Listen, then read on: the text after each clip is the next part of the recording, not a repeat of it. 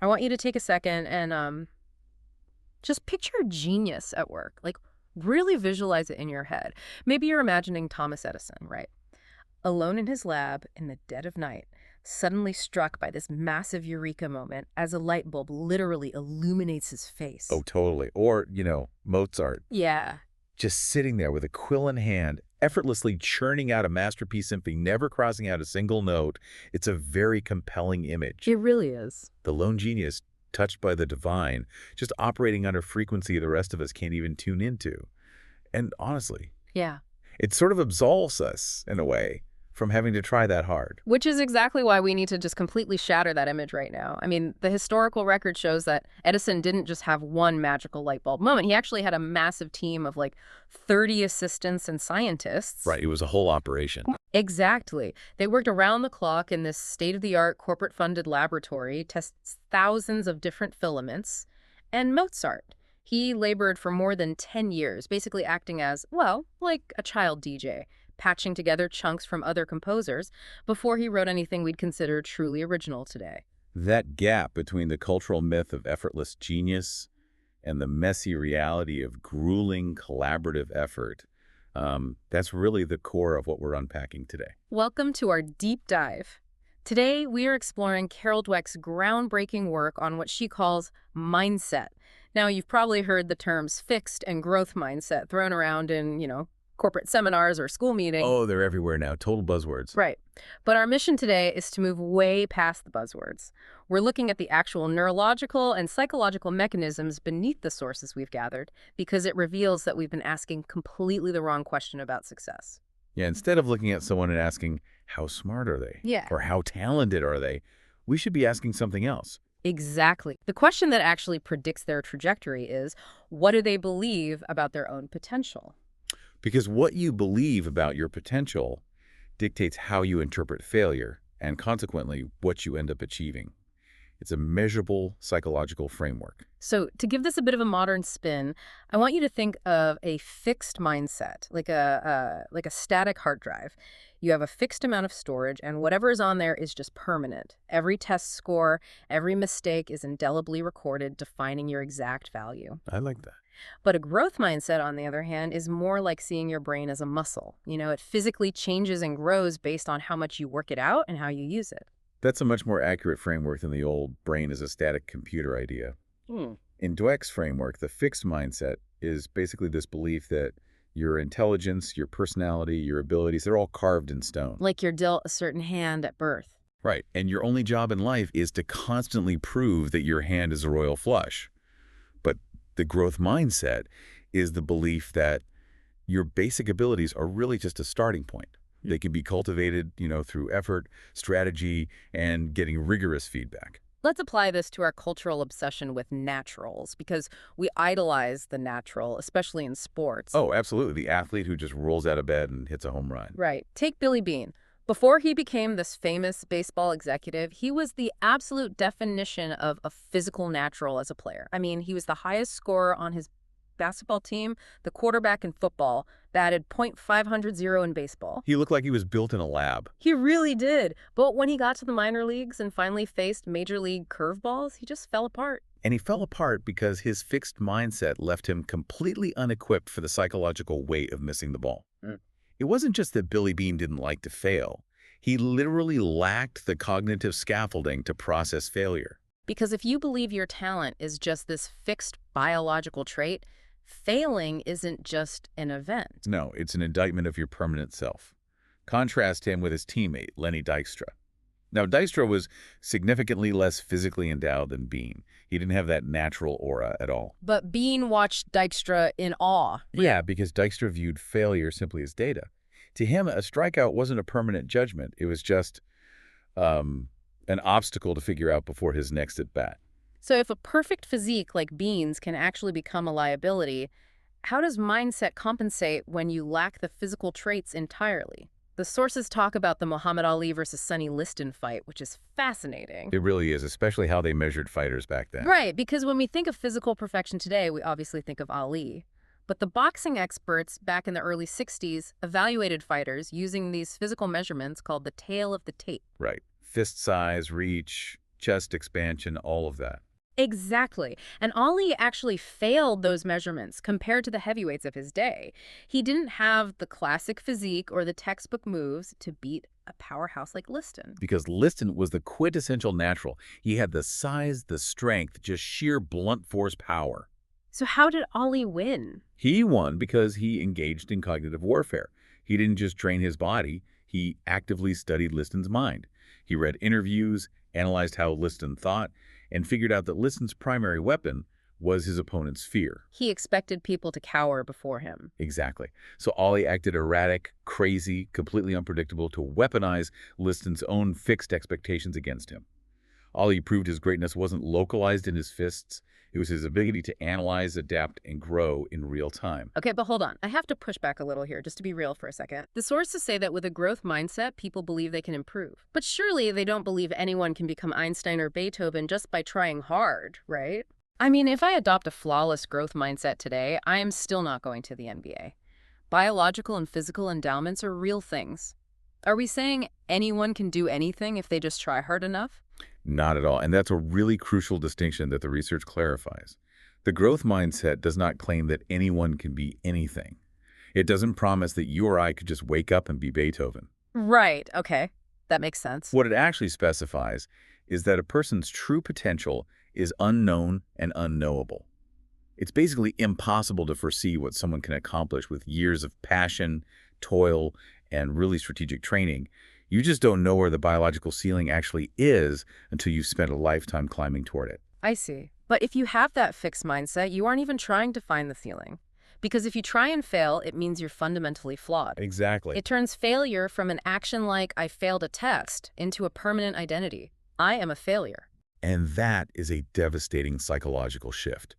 Because if your entire self-worth is predicated on the idea that you are naturally brilliant, a single failure completely strips you of your identity. You constantly have to prove yourself. Right, which creates this deep, deep fragility. You start avoiding challenges because the risk of exposing a flaw is just way too high. And when they do fail, the fixed mindset turns people into absolute excuse machines. Oh, the excuses are wild. Just look at John McEnroe, one of the greatest tennis talents ever, but notoriously trapped in a fixed mindset. Whenever he lost, it was never his fault. It was too cold, it was too hot, he was distracted. He once complained the sawdust he used for his hands was ground too fine. Wait, really? The sawdust? Yeah, anything to avoid saying, I got outplayed. Contrast that with Michael Jordan, cut from his high school varsity team. Instead of claiming the coach was blind or the system was rigged, he used it as fuel. He practiced obsessively. Right, he wasn't a natural who just coasted. No, he built himself into a genius through relentless effort. Jordan's response to failure was to analyze it and work on his weaknesses. McEnroe's response was to deflect blame to protect his ego. It's cognitive dissonance in action. If I'm a natural genius and I just lost a match, the universe must be wrong, not my technique. Exactly. When you're burdened by the label of talent, you have to protect it at all costs. Speaking of the burden of talent, there's a tragic story in the sources that perfectly illustrates this. It's about Adam Gettle, the grandson of Richard Rodgers, the legendary composer of Oklahoma and Carousel. Right. Huge legacy. Huge. And Gettle was hailed as a musical genius from a very young age. Right. But being labeled a genius filled him with so much terror of failing to live up to that impossible expectation. He actually faked his voice changing when he was 13 just to get out of an opera broadcast. Wow. He was completely paralyzed by his own label. Gettle later observed that in his family, to be very good was to fail. The only acceptable outcome was undeniable greatness. Which entirely destroys the joy of the process. It makes learning impossible, really, because learning requires mistakes. It's like the fixed mindset forces you to walk this terrifying tightrope where every single step is a final evaluation of your worth as a human being. Whereas the growth mindset is more like a hike.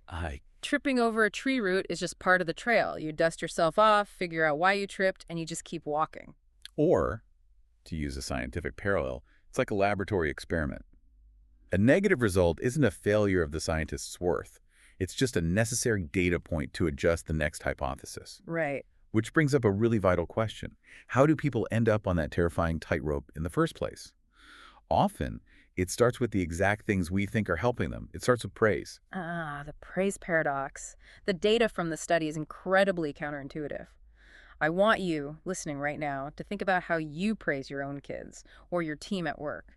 Are you accidentally triggering a fixed mindset by telling them how smart they are? That's so easy to do. It really is.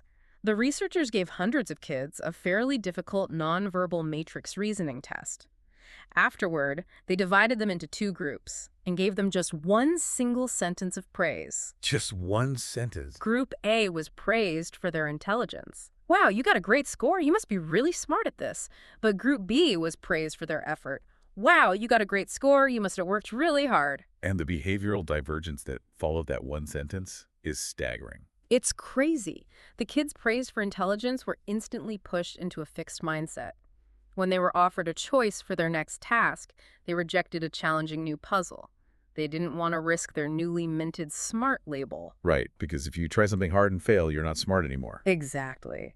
But the mechanics of what happens next is what's truly alarming. When forced to take a harder test where they inevitably didn't do well, their performance on subsequent easy tests plummeted. And when asked to write down their scores to share with other students, almost 40% of the intelligence praised kids lied about their scores. That is wild. They literally falsified their results to look better. Let's break down the psychological trap there. By praising their intelligence, the adults inadvertently taught the children that their value comes from an innate trait, and that having this trait means getting things right easily. So when they encountered difficulty, they interpreted it as losing their smart status. Exactly. Lying wasn't just malicious deceit, it was an ego preservation mechanism. They were just trying to reclaim the identity the adults had just assigned them. But then look at the effort-praised group. Total opposites. The effort-praised kids thrived. They actively wanted the challenging puzzles. They saw the hard problems as fun, and their performance kept improving even after facing setbacks. Praising effort created incredible resilience. Because it taught them that the process is what's valuable. It gave them an actionable formula for success. If things get hard, I just need to apply more effort or try a new strategy. Now, if positive labels can be that damaging, consider the profound impact of negative labels. Yes, this is a crucial application of the theory. The fixed mindset makes people incredibly vulnerable to negative stereotypes, whether it's stereotypes about African Americans in academics or women in STEM fields. Right. If you have a fixed mindset, you already believe that traits are permanent. So when society hits you with a negative label, saying your group is permanently inferior at something, it completely hijacks your mind. It fills you with anxiety and distracts you from actually performing. It basically creates this thing we call cognitive load. When a stereotype is evoked, a huge chunk of your brain's working memory is suddenly diverted to worrying about confirming that stereotype. It literally steals bandwidth from the test you're trying to take. Exactly. But the growth mindset diffuses that threat. If you believe abilities can be developed, then a stereotype about innate inferiority just doesn't adhere to your identity in the same way. There's a brilliant example of this in the sources involving a college student facing an Ivy League professor, Edward Caldwell III. African-American students wrote essays that were evaluated by this professor, who sort of represented the traditional elite white establishment. And his feedback was notoriously harsh. Incredibly harsh. Now, the students with a fixed mindset viewed it as a personal attack, a threat, or just sheer bias. They rejected the feedback entirely, and as a result, they learned nothing. But the students with a growth mindset looked at the exact same harsh feedback completely differently. Right. They might have still thought the professor was arrogant or biased, but they viewed his criticism as a utility.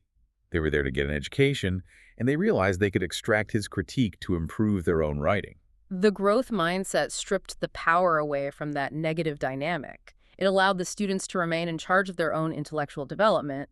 They refused to be defined by his judgment. They just mined the interaction for data and left the rest. So, if the words we use to praise kids and the cultural labels we internalize have such a profound impact, what happens when these mindsets scale up to the level of massive corporations? Oh, it manifests as something termed CEO disease. Hmm. When a leader with a fixed mindset reaches the top, their primary concern shifts from actually leading the company to maintaining their status as the flawless genius. They need everyone to know they're the smartest in the room. Right. They systematically isolate themselves from criticism and build cultures where admitting a mistake is basically fatal. Look at Jeffrey Skilling at Enron. He was considered the resident genius, but when Enron collapsed due to massive deception and systemic flaws, he blamed the world.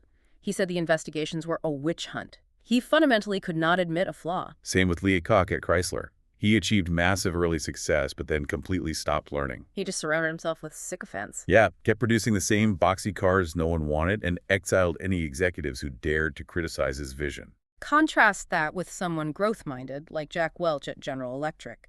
When GE faced a massive insider trading scandal after buying Kidder, Keyboard, Welch didn't deflect or fire subordinates to save face. No, he personally called his top executives to apologize and openly took the blame for the disaster. He saw it as a failure of his own oversight. To him, it was a problem to be aggressively analyzed and fixed, rather than a threat to his personal ego. It's not just business either. It wreaks havoc in our personal lives. The sources briefly touch on how people with a fixed mindset often ruin romantic relationships by expecting perfection without effort. Right. They think their partner should just be able to read their mind. Exactly. And that any serious disagreement means the relationship is fundamentally doomed. They don't believe in working on it. Which is a recipe for chronic disappointment, because healthy relationships require immense communication and effort to grow together. They aren't fully formed out of the box. Okay, I have to jump in with some friction here, though. I know a lot of workaholics on the fast track. People grinding 80 hours a week to make partner at a law firm, become CEOs, or win Nobel Prizes. Right. And a lot of them clearly have a fixed mindset. They work incredibly hard to prove how smart they are. How does that fit with the idea that fixed mindset people avoid effort? It's a fascinating contradiction, actually. While it's true that the fixed mindset generally prefers effortless success, there are highly driven individuals who work relentlessly. But you have to look at the motivation for the effort. Okay, what do you mean? They are working hard specifically to prove their inherent superiority, driven by a deep-seated imposter syndrome. So they're putting in the hours, but they're terrified the whole time. Precisely. And the fatal flaw remains. Despite their hard work, they are still utterly intolerant of mistakes, criticism, or setbacks. Their effort is entirely defensive. Wow. This ultimately hampers their long-term progress because they won't take on risky effort that might expose a weakness. They only work hard at things they already know they can win at. They're running a marathon, but they're running it on that tightrope we talked about earlier. It sounds exhausting. It really does. So it's pretty clear the growth mindset is the beneficial operating system here. But before we talk about how to actually acquire one, we need to look at the hard science behind it. And frankly, the valid criticisms of the theory.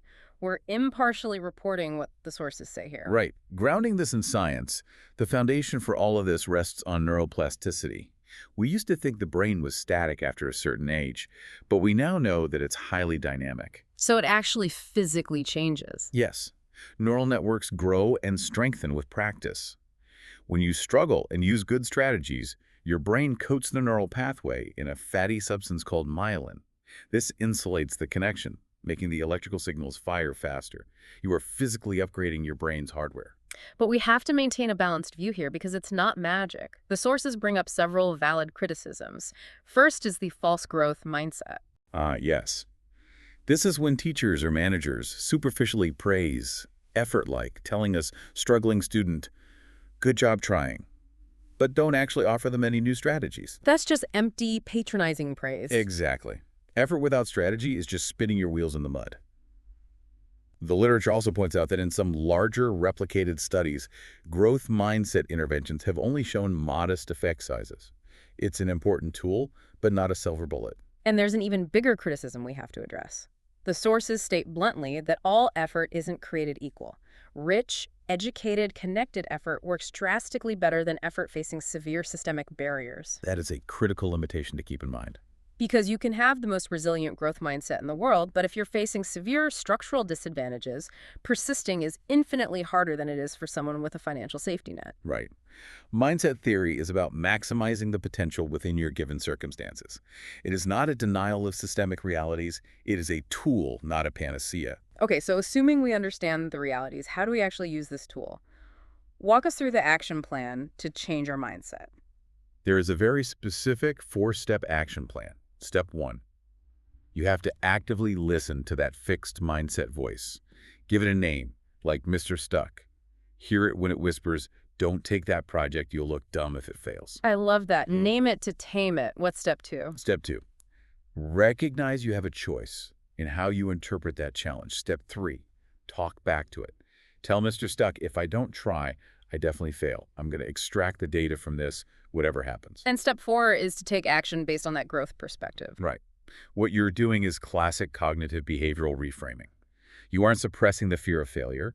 You are actively rewiring your interpretation of the event. And there's a specific linguistic trick from the sources here that I absolutely love. It's called the power of yet. It's so simple but so effective. Whenever you catch yourself saying, I'm not good at this, you just add the word yet. I'm not good at this yet. It completely changes a period into a comma. It takes a statement of permanent failure and transforms it into one of ongoing progress. Because the word yet implies a future. It implies a trajectory. Bringing it all together, success is not about establishing superiority or proving you are a natural. It is about valuing the process of becoming. It's about getting back up, finding a new strategy, and recognizing that your potential is an unwritten story. So, to you listening right now, the next time you face a daunting task or tough failure, actively listen for your own fixed mindset voice. Catch it and use the power of yet. Because knowledge is most valuable when it actually changes your behavior. Absolutely. But we want to leave you with one final provocative thought that builds on what we've discussed today. We talked about the danger of cognitive entrapment persisting endlessly without evaluating if your approach is actually working. Right, just banging your head against the wall. Exactly. So here's something to chew on. If the growth mindset is all about embracing the process and saying, I haven't figured it out yet, how do you know when it's time to completely abandon a failing strategy? That is the big question. At what point does healthy persistence cross the line into stubborn delusion? Think about a current struggle in your life right now. Are you using the right strategy, or are you just digging a hole deeper with a growth mindset smile? Something to think about until next time.